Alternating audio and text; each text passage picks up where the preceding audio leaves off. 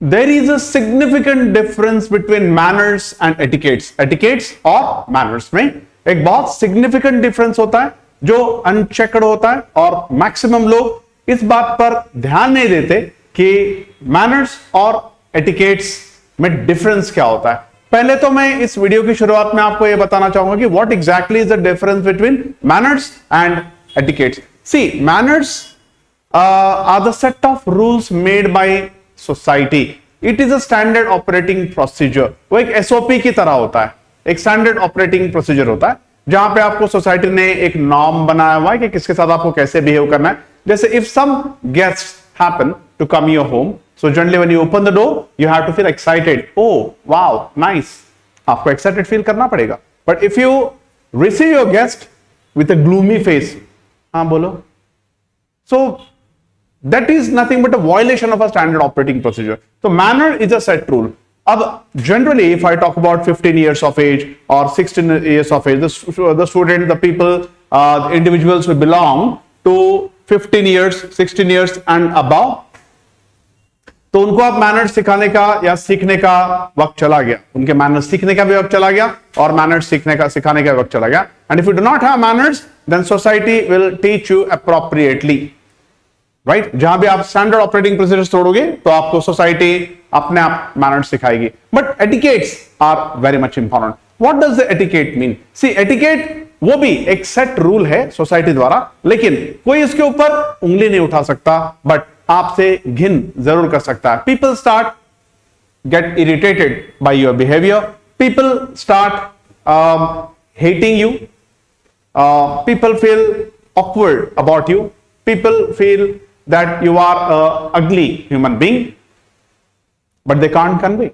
जैसे अगर आप एक होटल सिनारियो में, होटल में खाना खा रहे हो, वहां पर कोई वॉश बेसिन में आता है एंड ही सेज हा थू, so how could you stop such people? It is his personal wit and wisdom that should actually restrain him from doing such a heinous act. अपना कॉमन सेंस है वहां पर, विट और विजडम खुद का होना चाहिए कि मुझे ऐसा नहीं करना है। लेकिन आप उनसे हेट करोगे लेकिन आप कुछ बोल नहीं सकते उनको, राइट। फॉर एग्जाम्पल अगर आप उनको जाके बोलोगे कि ऐसे थूकते हैं क्या, तो there are some people, right, who retaliate और बोलेंगे कि फिर तुम नहीं थूकते हो क्या, तुम्हारे मुंह में थूक नहीं आता है क्या? So you will become answerless and you will feel absolutely helpless, right?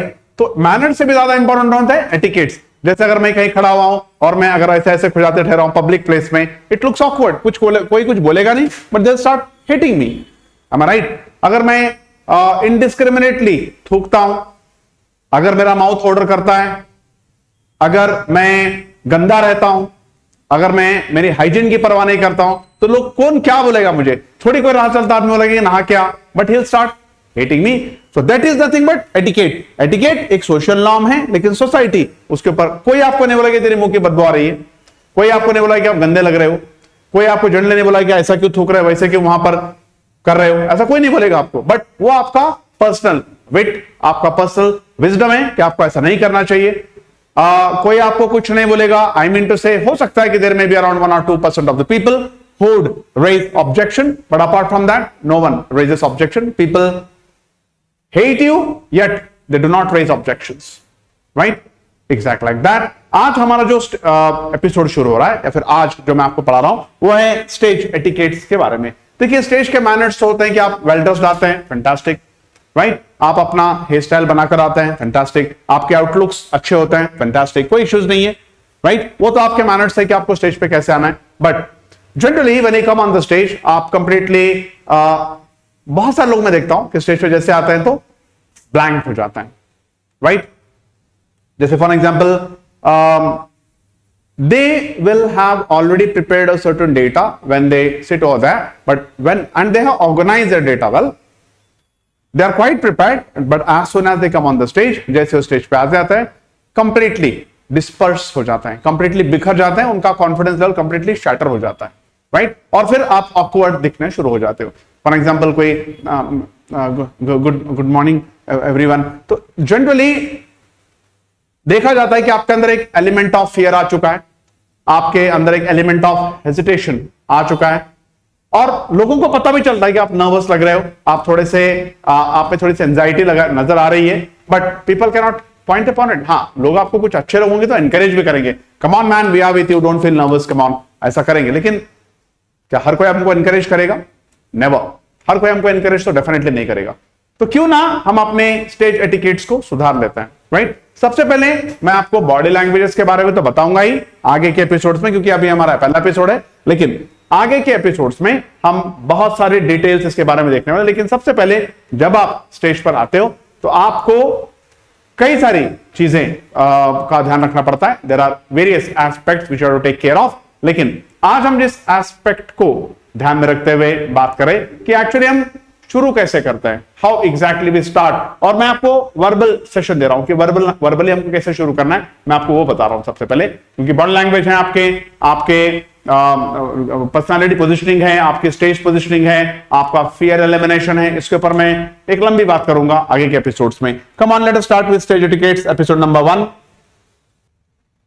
This is quite natural कि when you come on the stage we say good morning everybody, good evening everybody, या everyone बोलना है, everybody बोलना है, everyone बोलना है। surely अगर आपको पता है कि आप कितने लोगों तक आपकी विश पहुंच रही है, right, your wish is propagating to what number of people, आपकी जो विश है, मान लीजिए यहां पर 50 लोग हैं इस हॉल में, and I am saying good afternoon, good evening, good morning, whatever, everybody बोलना होगा, क्योंकि मुझे पता है कि मेरी जो विश है और जो मैंने उन्हें सलाम दुआ किया है वो उन तक पहुंच रहा है। कितने लोगों तक पहुंच रहा है? 50 लोगों तक पहुंच रहा है। तो definitely I would say good afternoon, good morning, good evening everybody.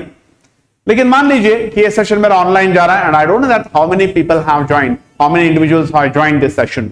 अब मुझे नहीं पता होता, जैसे आप स्टेज शोज पे देखते हैं, आप किसी अवार्ड सेरेमनी में देखते हैं, जैसे hi good evening everyone, so everyone in sense they never know that this show is on air and to how many people this show is propagating, उन्हें पता नहीं होता है, तो everyone बोलता है। तो everybody जब हमें पता होता है कि कितने लोगों को हम विश कर रहे हैं, और everyone जब हमें पता नहीं होता कि हम कितने लोगों तक हमारी विश पहुंच रही है, सो हम जनरली बोलते हैं good morning everybody, good evening everybody, like this. तो एवरीवन अगर आपको पता नहीं है कि कितने लोगों तक आपकी विश पहुंच रही है, और एवरीबॉडी जब आपको पता है कि आप कितने लोगों को एड्रेस कर रहे हो। एंड जनरली स्टार्ट, एक कॉमन स्टार्ट हमारी होती है कि आप जब आप स्टेज पे आते हैं तो you do not come for a same purpose, you come for different purpose, right? You do not come always on the stage for the similar purpose, you come for different purposes. For example, आप stage पर आते हो, आपको अपना introduction देना हो सकता है। आप स्टेज पे आते हो तो हो सकता है आपको एक स्टोरी बोलना है। आप स्टेज पर आते हो तो हो सकता है कि आपको कोई अपना एक्सपीरियंस को शेयर करना है। आप स्टेज पर आते हो तो हो सकता है कि आपको कोई सेमिनार देना है। अगर आप स्टेज पर आते हैं तो हो सकता है कि आपको किसी टॉपिक पर अपनी राय रखनी है, अपनी बात सामने रखनी है, आपको एक स्पीच देनी है। So there may be various purposes for which you may come on the stage, right? But generally हम कैसे स्टार्ट करते हैं? हम स्टार्ट करते हैं आई वांट टू। एक जनरल स्टार्ट होती है, कॉमन स्टार्ट होती है कि आई वांट टू। अगर आपको स्टोरी बोलने तो आप कैसे बोलते हैं? I want to narrate a story. आप चाहे तो ऐड कर सकते हैं, I want to narrate a small and a message oriented story, आप ऐसे ही बोल सकते हैं। So I want to narrate a story।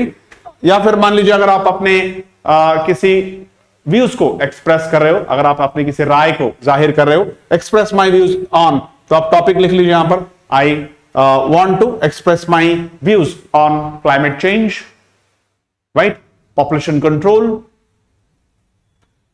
I want to introduce myself. अब यहां पर मैं बोलूंगा कि I want to introduce myself, मैं अपने को इंट्रोड्यूस करना चाहता हूं।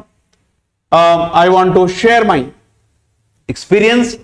देखिए, आपके अनुभव आप किसी के साथ शेयर करना चाहते हैं, right? For example, you are having certain experience about certain field, certain area, certain field of knowledge, तो आप वहां पर अपने व्यूज को एक्सप्रेस करते हो, तो शेयर आप अपने एक्सपीरियंस को शेयर करते हो।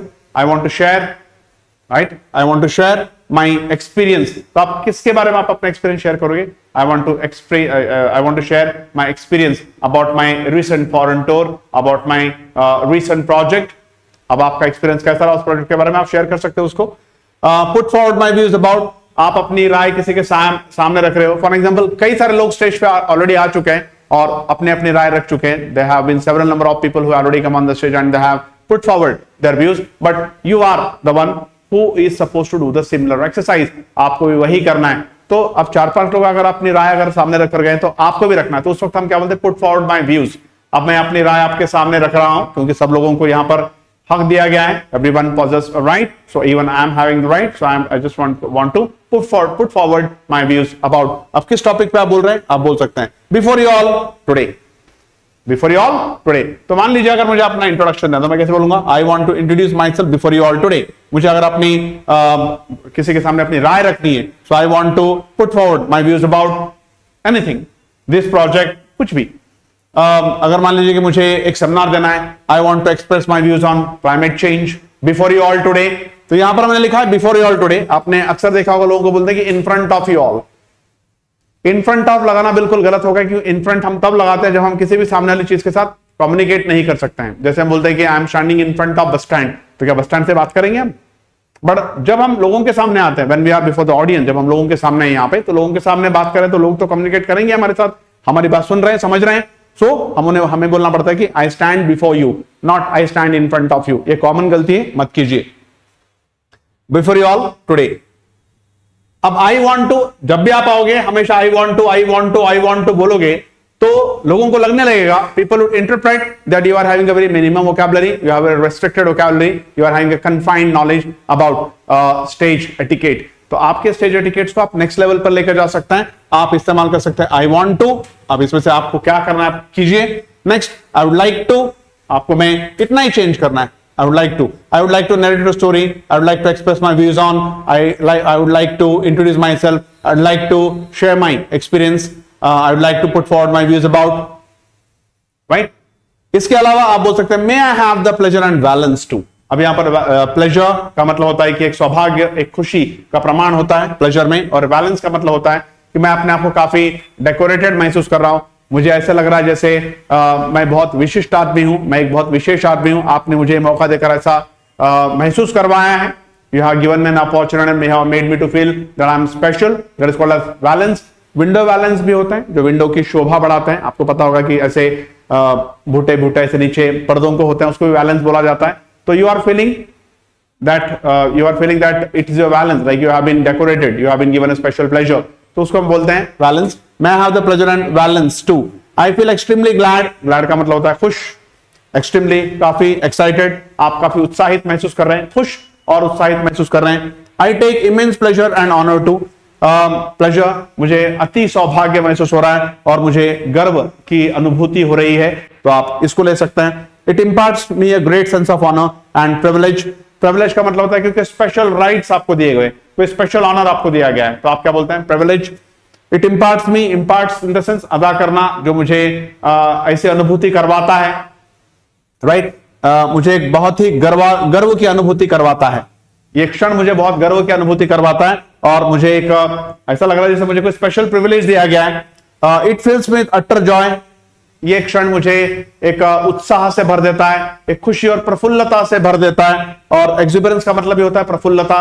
खुशी और प्रफुल्लता से मुझे भरता है कि मैं आपके सामने में अपने आप को इंट्रोड्यूस करूं, या फिर मैं अपने व्यूज को आपके सामने एक्सप्रेस करूं, या फिर मैं अपने एक्सपीरियंस के साथ आपके सामने शेयर करूं, या फिर मैं आपके सामने कोई कहानी सुनाऊं. तो there are various ways, there can not be only one way. So next time जब आप स्टेज पर आएंगे तो you need not to stuck, you need not to feel handicap, जैसे आई वांट टू और आई वुड लाइक टू. आपके पास बहुत सारे ऑप्शंस हैं, बस आपको स्टार्टिंग के इतने वर्ड चेंज करने हैं और जो डॉट डॉट डॉट दिए हैं उसके बाद आप इसमें से कुछ भी सेलेक्ट कर सकते हैं and you will be having a perfect stage presence. You will be having a perfect stage presence.